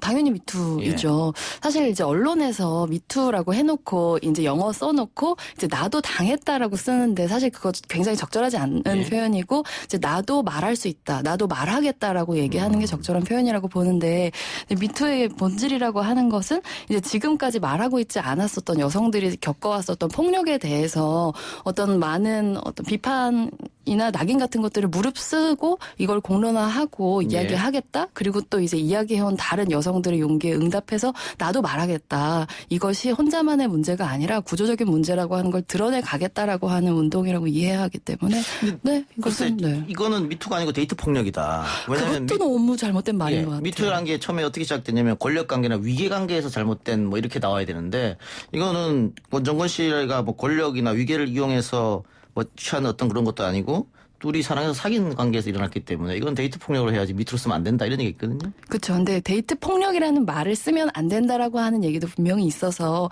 폭력이면 폭력이지 그 앞에 데이트가 붙어야 되는 이유가 사실은 1도 없는 것이죠. 어떻게 보세요? 저는 그래서 이런 사안들 사실 사생활에 해당한 영역에 있어서는 제가 평론을 잘 안 해요. 이게 왜냐하면 이게 아다르고 어다른 것이고 원종건 씨가 비난을 받는 지점은 비판을 받는 지점은 여러 가지가 있습니다. 예를 들어 아까 폭력에 해당하는 부분도 있고 뭐 사과하는 형식에 대해서도 있고 여러 가지 있겠지만은 사실 여기서 형법이 다뤄야 되는 부분이 따로 있고 감정적으로 다루는 부분이 따로 있는데 저는 원종건 씨는 그 두 군데서 다 걸렸기 때문에 지금 굉장히 큰 문제가 되는 것이 아닌가 이런 생각하고 다만 미투라는 것은 저는 이것을 제기하는 방식에 가까운 것이다 이렇게 보는 것이고 저는 그래서 이 사건의 본질은 원종건 씨의 어쨌든 폭력이 아니었나 이런 생각을 저는 하고 있기 때문에 모르겠습니다. 미투라는 범위를 우리 사회에 이제 편입된 게 1, 2년밖에 되지 않았기 때문에 단어의 정립 과정에서도 좀 이견들이 있는 것 같은데 어쨌든 저는 뭐 이거는 원종건 씨가 내려오는 이상 본인이 말한 대로 자연인으로서 형사적으로 이제 다뤄야 될 부분이 많다 이렇게 봅니다. 알겠습니다. 자, 청년 세대 정치 참여에 대해서 각 당이 공을 들이고 있는데 그 청년 세대 정치 참여를 꼭 영입을 통해서 해야만 되느냐. 당에서 키울 수는 없느냐. 뭐 이런 얘기도 있는 것 같습니다. 그건 너무 자연스러운 얘기라고 생각하고요. 당연히 당에서 키울 수 있다면 너무나 좋을 텐데 지금 한국 사회에 만연해 있는 어떤 정치 혐오? 사실 이제 입당을 하고 당 안에서 내가 일찌감치 정치를 하겠다라고 이야기할 수 있는 편안한 분위기가 있는 것은 아니잖아요. 그래서 저는 사실 당 안에서 커오는 거냐 아니면 당 밖에서 데려오는 거냐 그 자체가 문제라기보다는 이제 당이 그리고 또 이제 정치인들이 정치에 좋은 정치인의 자질이라고 평가하는 것들이 이제 지나치게 그런 이제 스토리 혹은 어떤 선정적인 것들 쉽게 이야기되는 부분들에만 치중되지 정말로 중요한 어떤 뭐 책임감이나 열정이나 혹은 뭐 어떤 균형 감각 이런 부분들이 없기 때문에 더 이런 문제들이 발생하는 거라고 생각해요. 저는 젊은 세대가 과거와는 다르게 자연스럽게 리더를 만들 수 있는 기회가 없다. 예를 들어 예전에 산업화 시대에는 말단 사원부터 뭐 기업 회장까지 하는 사람 이런 사람 영웅이라고 산업화 영웅이라고 이야기했고 그러다 보니까 MB까지 만든 거 아닙니까? 그리고 그 다음에는 민주화 운동의 과정이 있어가지고는 학생 운동을 이끌고 조직을 만들고 투쟁해가지고 투옥도 되고 이런 사람들이 당연히 앞장서서 옥고를 치렀으니 우리 리더가 돼야 된다 이런 의식이 자연스럽게 형성되는데 지금은 보면은 뭐 특정인을 지칭하는 건 아니지만 감동의 사례라고 하는 것이 제가 저도 이제 굉장히 개인에 대해서는 호감을 갖고 바라보는 인물들이 있지만은 어떤 경우에는 본인이 피해를 입은 그것밖에 어떤 이력이 남아있지 않은 분들이 있어요. 뭐 이런 분들이 국회에서 국민을 대변해가지고 무슨 업무를 수행할 능력이 검증되었냐 이런 건 또 아니거든요. 근데 아무래도 미디어가 발달하고 이러다 보니까 그런 사례가 많이 부각되면서 그런 분들이 정치에 진출하는 경우가 많은 것 같은데 저는 어떤 분들이 아픈 경험이 있다? 그 경력 하나만으로 국회의원이 돼야 된다라는 이 인식 자체가 좀 대중적으로 변화를 좀 됐으면 좋겠다. 저는 그런 생각을 합니다. 이제 각 정당에서 공채로 좀 젊은 친구들 많이 뽑으면 어때요? 그래서 바른정당 때부터 저희가 당명은 계속 바뀌지만 바른정당, 바른미래당, 새로운 보수당 오면서 이건 제가 진짜 강하게 밀었는데 저희는 스토리 안 보고 진짜 토론 배틀로 뽑자 이래가지고 계속 토론 배틀로 젊은 사람들이 진출을 하거든요. 그래서 어떤 분들이 뽑혔나요? 굉장히 성과가 나쁘지 않아요. 무슨 말이냐면은 토론 배틀로 사람 뽑는다 그러면은 대한민국 국민들 대부분이 이렇게 반응합니다. 말만 잘하는 놈 뽑히는 거 아니냐. 이렇게 반응해요. 그럼 대부분의 경우에 스토리로 뽑잖아요. 그럼 말도 못하는 사람이 와요. 그러니까 저는 어느 정도까지는 적어도 공정한 경쟁을 할 수 있는 환경 속에서 경쟁 카테고리가 잡혔을 때 하는 게 낫지. 솔직히 우리가 자소서 써가지고 그 인재 뽑는다고 했을 때 기업이 그 투명하다고 생각하냐 일반 젊은 사람들이 아니거든요. 보통 자소서를 비하해가 자소설이라 그러거든요. 예, 그런 것처럼 이 스토리 쓰고 이런 것들이 이제 이런 문화에서 조금은 더 정량화되고 객관화되는 형식으로 선발 방식 바뀌어야 되지 않나 싶습니다. 알겠습니다. 뭐 비례 경선을 다른 당들이 다 도입하면 좀 좋지 않을까 그런 생각은 드네요. 경선도 솔직히 말하면 당원들 내에서 얼마나 고인물이냐를 경쟁하는 거예요. 제가 봤을 때는. 시민선거인단 제도를 저희는 그래서 이번에 도입을 좀 했죠. 신인선거인단 제도? 네, 시민선거인단. 시민선거인단. 네. 그래요. 오늘 우리가 중점적으로 논의해 볼 이야기가 각 정당에서 내놓은 총선 공약인데요. 3분 30초 남았네요. 앞에 다른 얘기를 하다 보니. 자, 정의당이 최근에 살찐 고양이법을 내어놨고, 이게 임금 불평등을 해소하기 위해서 최고임금제를 도입하겠다. 이거지 않습니까? 예, 맞습니다. 이건 뭐 지난 대통령 선거 때도 화두가 됐던 이야기인데, 1호 공약이, 좀 크게 논란이 됐습니다. 만 20세 청년에게 3천만 원씩 주겠다. 정의당 공약대로라면 이동영 씨가 받는 출연료도 최대치가 정해집니까? 이도경 씨가 받는 뭐 금액에 따라서 예를 들어 일반 기자들이 여기 출연하면은 한 2, 3만 원 주는 내부 비용이 있는데 그러면 이동영 씨는 그때 보니까 5배 이내로 제한하다 이렇게 돼 있더라고요. 박원석 의원님 발표하신 거 보니까. 그럼 15만 원 이상 받으면 안 되는 거잖아요. 살찐 고양이 되는 거잖아요. 살찐 고양이법은 시간상 다음에 하기로 하고요. 그러게요. 다른 얘기를 넘어가시네. 이거 청년 전원에게 3천만 원 주겠다. 이거 포퓰리즘 아니냐. 재원을 어디서 마련하냐. 뭐 이런 논란이 있었던 것 같습니다. 네, 그렇죠. 근데 저는 기본적으로 사실 제가 10년 전에도 청년이었는데요. 그때도 이제 뭐 청년 실업이다 혹은 경제적인 불평등이다 이런 것들이 다 문제라고 얘기를 해왔었어요. 그리고 그때도 어떤 정책들, 대안들을 냈지만 그래서 지금 그 10년이 지난 지금 그래서 그 문제가 해결이 됐느냐라고 했을 때 문제가 악화되면 악화됐고 이제 그 불평등이라고 하는 게 세습되기까지 그래서 수저론이 나오기까지 더 악화됐기 때문에 이 상황에서 지금 당장 청년들의 흑수저 청년들의 등 뒤에 누가 있느냐라고 했었을 때 국가가 있다라는 거를 보여줘야 된다는 그런 어떤 심각성을 인식한 정책이라는 관점에서 바라봐야 된다고 생각하고요. 이제 이거에 대해서 일각에서 특히 뭐 자유한국당에서 뭐 이게 SOC 예산이나 혹은 R&D 예산이랑 맞먹는 뭐 18조 정도의 예산이 소요된다라면서 비판을 하셨는데 SOC는 중요하고 청년들의 지금 당장의 미래는 중요하지 않은가라고 했을 때 아무리 우리가 도로 항만 잘 만들고 시스템 하드웨어 잘 닦아봐야 그 위에서 살아갈 사람들이 없으면 그게 다 어디 소용이 있는가 그런 관점에서 이 정책을 바라봐야 되는 정도로 지금 청년들의 현실이 심각하다고 생각합니다. 보통 공약이 비슷한 당들을 이제 이념적으로 일치하는 정당이다 이렇게 보거든요. 연대를 할 수 있는 정당으로 보는데 이 공약이랑 가장 근접한 공약은 그 국가혁명배당금당인가요? 거기서 결혼하면 5천만 원, 출산하면 1억인가요? 그 두 당 공약이랑 굉장히 유사하거든요. 그 때문에 정책적으로 연대할 수 있는 부분이 분명히 있을 것 같습니다. 저는 그리고 이번에 표로 이 공약 심판 받았으면 좋겠습니다. 네, 심판 받아보도록 하죠. 예. 근데 만 20세 청년에게 주겠다고 하면 만 21세나 22세 청년은 안 준대요. 당연히 그런 부분은 정책적으로 보완이 가능한데 예를 들어서 20세에서 25세 사이에 그걸 선택할 수 있도록 하겠다. 이런 방식으로 그냥 이 법안을 보완하면 되는 건데요. 이게 된다 안 된다라는 방식으로 얘기를 하는 건 솔직히 전 좀 너무 한가한 얘기라는 생각은 들어요. 예. 최보수당은 공약 아직 안 내놨습니까? 저희는 하태경 의원이 이제 그 청년 대상으로 해가지고 군 문제 관련해서 군보상 3법을 발의했거든요. 그런데 그것이 이제 1호 공약은 아니고 첫 번째 공약이기 때문에 저희가 이제 발표는 먼저 했고요. 으뜸 공약도 역시 청년에 대해 가지고 할 것으로 지금 보고 준비하고 있습니다. 군보상 3법은 구체적으로 어떤 겁니까? 그 하태경 의원이 얘기하는 거는 과거에 보면 군 가산점 제도 있지 않습니까? 있었죠. 그런 부분이 사실 과거에 장애인들에 대한 역차별 우려 때문에 위헌 판결을 받았어요. 그리고 가산점 자체가 과도한 것이 아니냐 이랬는데 저희는 이번에 여성 희망 복무제라고 해가지고 지금까지는 그 군 가산점을 남성만 받는다. 일반 복무하는 남성만 받는다. 그래서 불합리한 점이 있었다면은 남자는 징병제 그리고 여자는 원하는 신분은 그 만약에 가산점이 필요한 분이 있다면은 희망 복무를 할 수 있는 형태로 병 복무를 열어준다라는 이제 논리적 보완을 했기 때문에 저희는 가능하다 이렇게 보고 있습니다. 뭐 이렇게 하면은 많은 분들이 누가 여자가 그래도 군대를 가겠냐 이렇게 하시는데 저희도 뭐 많이 갈 것을 기대하는 건 아니고요. 가산점이 필요하신 분들은 받을 수 있는 길을 열어드리려고 하는 겁니다. 알겠습니다. 어쨌든 새보수당에 아직 공식적 1호 공약은 없는 상태니까. 내일 나옵니까? 그래요. 그럼 다음 주에 토론하면 되겠네요. 알겠습니다. 두 분 말씀 오늘 여기까지 듣겠습니다. 수고하셨습니다. 감사합니다. 내일 다시 돌아옵니다.